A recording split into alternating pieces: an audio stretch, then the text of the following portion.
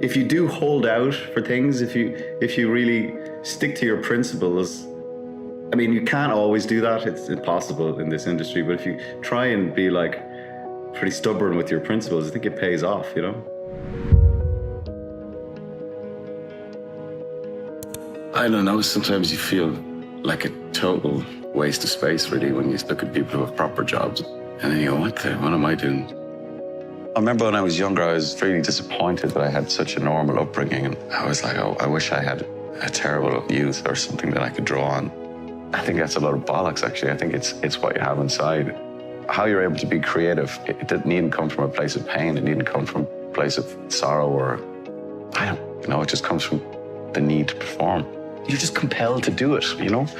I just love stories. I love interesting characters. I love people behaving in a strange way. I love when you go, why is that person behaving like that?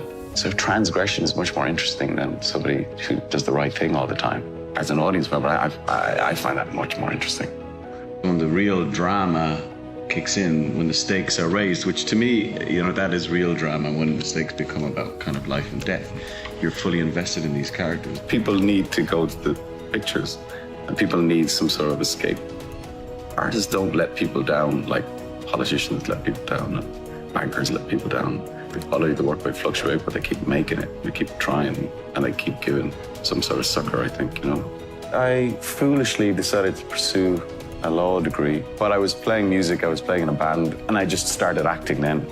Those two things were happening. They became much more important than going to college. I didn't really go in at all, and I failed gloriously in the first year. If you ever were cruising in your career and felt sort of confident in everything that you did, then there would be no challenge and no excitement and no danger. It has to feel a little dangerous, I think. Yeah. You have to feel, certainly at the beginning, I don't know if I can do this, and then you go at it. And that drives it, that gives you the hunger and the energy to go at it. I feel I've been lucky in that I've moved always between theatre and television and movies.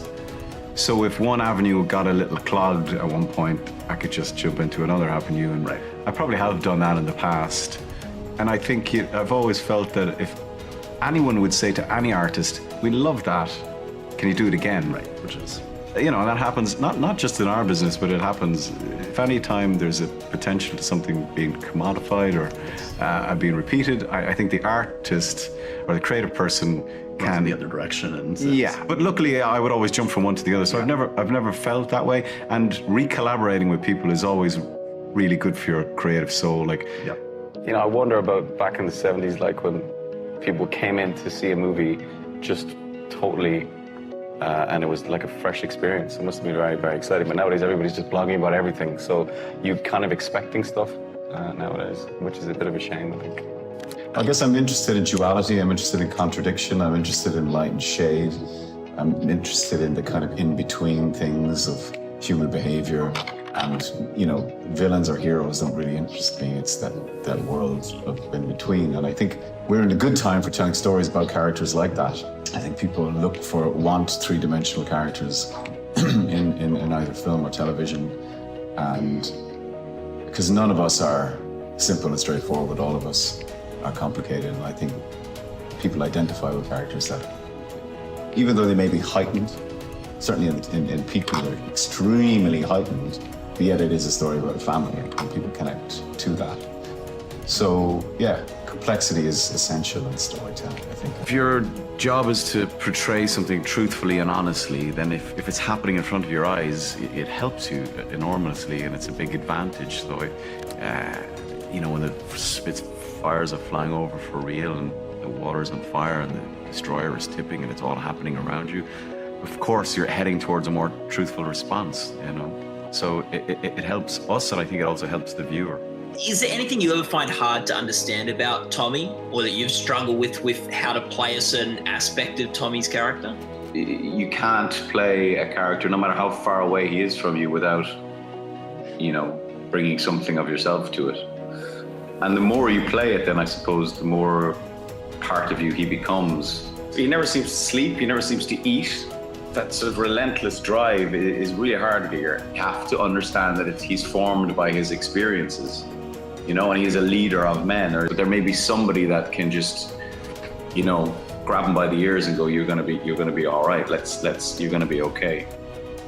I think the unafraid thing is quite powerful. That, you know, unafraid to die or accepting of death due to what he witnessed in the First World War, and you know, he has seen things that, you know, no man should see and live with, and they all experienced trauma like that, and now we have a name for it, you know, PTSD. But so yeah, unafraid, and I think he doesn't see a ceiling on what you can achieve in life because he knows that it can be snapped out at any moment.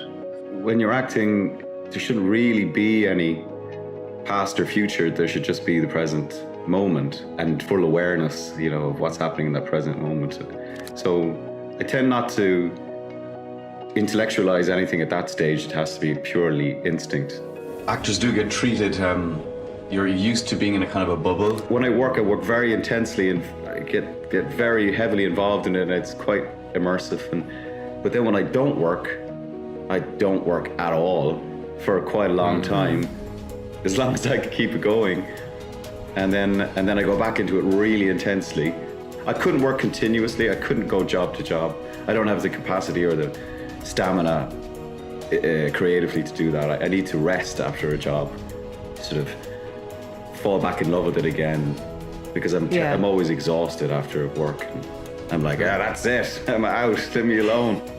And you know, being an actor is quite, again, as you guys know, it's like, if you're not careful, it's quite infantilizing, you know, because you're like, so I need a break from it because it is, it's a strange world and it's not real, and I love it. That's why having a family is so important, because they will always let you know about what real life is. And also, if you're going to represent the average person, then you got to live as best you can as an average person. I'm always very conscious of that and just want to kind of live as decent a life off screen as I can, you know.